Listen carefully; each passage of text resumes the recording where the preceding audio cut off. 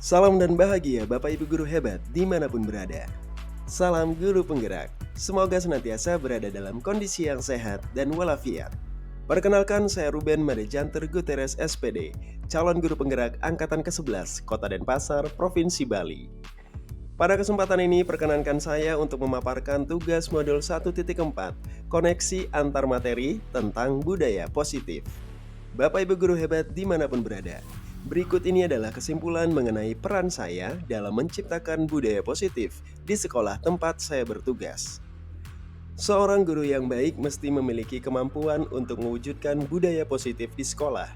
Budaya positif ini dapat diwujudkan melalui penerapan konsep-konsep inti seperti disiplin positif, motivasi perilaku manusia, 5 posisi kontrol, keyakinan kelas, dan segitiga restitusi. Konsep yang pertama adalah disiplin positif. Adapun disiplin positif merupakan unsur utama dalam terwujudnya budaya positif.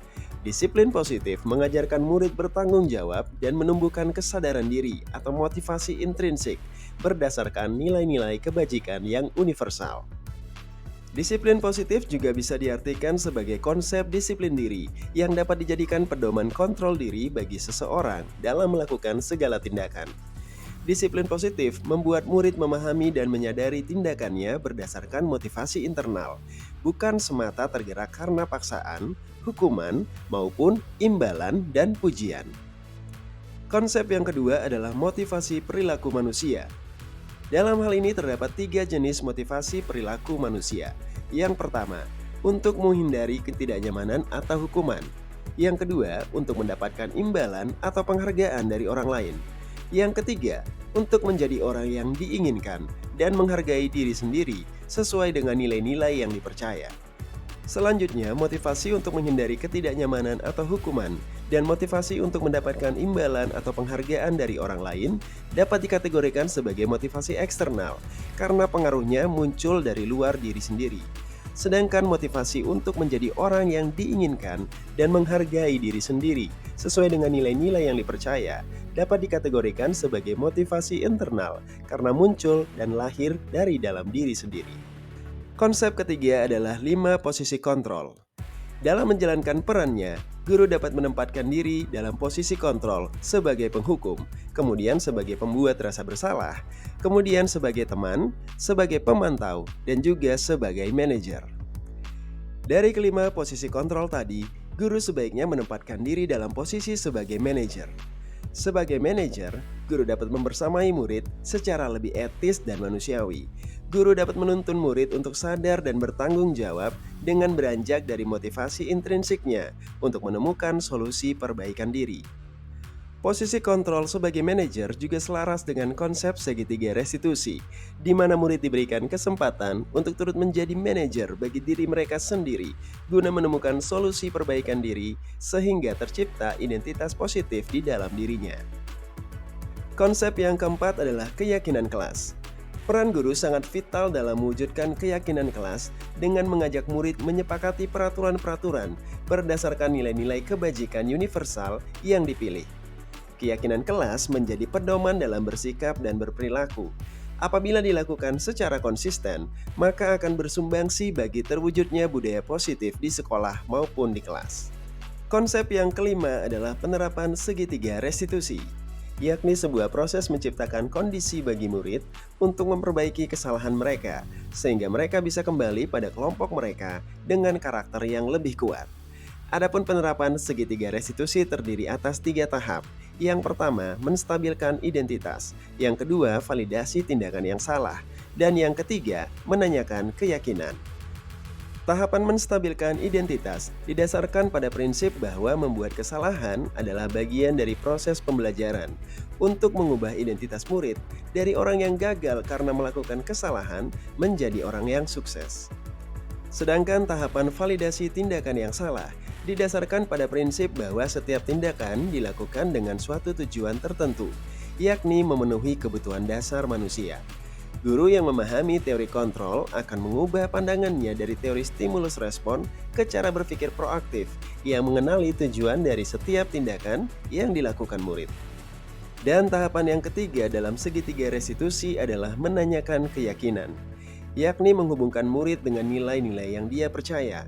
Tahap ini dilakukan dengan memberikan pertanyaan-pertanyaan untuk memunculkan motivasi intrinsik, sehingga murid mampu menghubungkan keyakinannya dengan tindakan yang salah.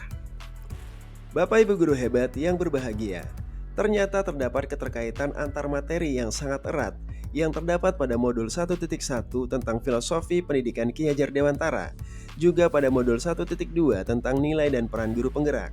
Begitu pula dengan modul 1.3 tentang visi guru penggerak dan juga modul 1.4 tentang budaya positif. Penerapan budaya positif dalam lingkungan sekolah akan mendukung tercapainya tujuan pendidikan nasional seturut filosofi Ki Hajar Dewantara untuk mewujudkan pembelajaran yang berpihak pada murid dalam konsep menuntun sesuai dengan kodrat yang dimiliki oleh murid. Selanjutnya, guru yang memiliki nilai dan peran sebagai guru penggerak juga akan mempermudah terwujudnya penerapan budaya positif secara ideal.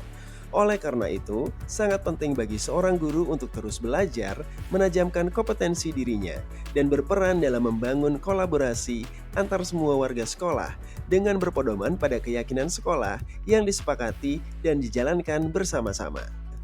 Dalam keterkaitan yang lain, salah satu tujuan atau visi guru penggerak adalah terwujudnya budaya positif, sehingga tercipta sekolah sebagai lingkungan belajar yang nyaman, aman, menyenangkan, dan berpihak pada murid. Upaya ini dapat dilakukan lewat pembuatan prakarsa perubahan sesuai dengan filosofi Ki Hajar Dewantara dan profil pelajar Pancasila. Bapak Ibu guru hebat yang berbahagia, dalam bagian refleksi ini, saya akan menjawab beberapa pertanyaan pemandu sebagai media untuk menyampaikan pemahaman saya terkait apa yang telah saya pelajari dalam modul 1.4 tentang budaya positif.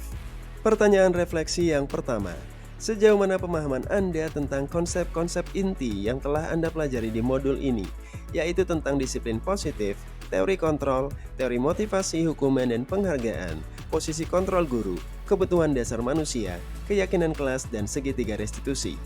Adakah hal-hal yang menarik untuk Anda dan di luar dugaan? Setelah melalui proses pembelajaran, saya telah memahami konsep-konsep inti dalam modul 1.4 tentang budaya positif. Pemahaman ini akan saya bagi untuk rekan guru sejawat di sekolah tempat saya bertugas sebagai bagian dari aksi nyata yang akan saya lakukan. Setelah mempelajari modul 1.4, saya mendapatkan hal menarik dan juga tak terduga. Bahwasanya saya akhirnya tahu ternyata selama ini saya sudah menjalankan konsep budaya positif, khususnya dalam praktik posisi kontrol sebagai manajer dan melakukan segitiga restitusi saat penanganan murid yang bermasalah, walaupun masih terdapat beberapa kekeliruan dalam praktik pelaksanaannya. Pertanyaan refleksi kedua, perubahan apa yang terjadi pada cara berpikir Anda dalam menciptakan budaya positif di kelas maupun sekolah Anda setelah mempelajari modul ini? Setelah mempelajari modul 1.4, saya memiliki paradigma baru bahwa budaya positif adalah konsep ideal yang selayaknya diterapkan di kelas dan juga di sekolah. Namun, dalam sisi realistis, saya juga menyadari bahwa ada beberapa konsep budaya positif yang tidak bisa secara mulus langsung diterapkan dan membutuhkan proses penyelesaian yang lebih lanjut. Pertanyaan refleksi ketiga, pengalaman seperti apakah yang pernah Anda alami terkait penerapan konsep-konsep inti dalam modul 1.4 budaya positif, baik di lingkungan kelas maupun sekolah Anda?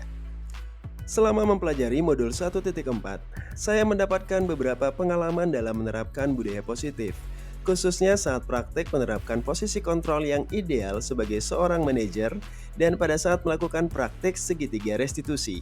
Saya juga merefleksi kembali pembuatan kesepakatan dan keyakinan kelas yang telah saya lakukan bersama dengan murid-murid. Pertanyaan refleksi keempat, bagaimanakah perasaan Anda ketika mengalami hal-hal tersebut? Saya merasa senang, antusias, dan lega selama menjalani praktik penerapan budaya positif, sebab saya memampukan diri untuk bisa menerapkan cara penanganan murid secara lebih etis dan manusiawi, sekaligus menerapkan konsep menuntun seturut filosofi Ki Hajar Dewantara. Pertanyaan refleksi kelima, menurut Anda, terkait pengalaman dalam penerapan konsep-konsep tersebut, hal apa sajakah yang sudah baik? Adakah hal yang perlu diperbaiki?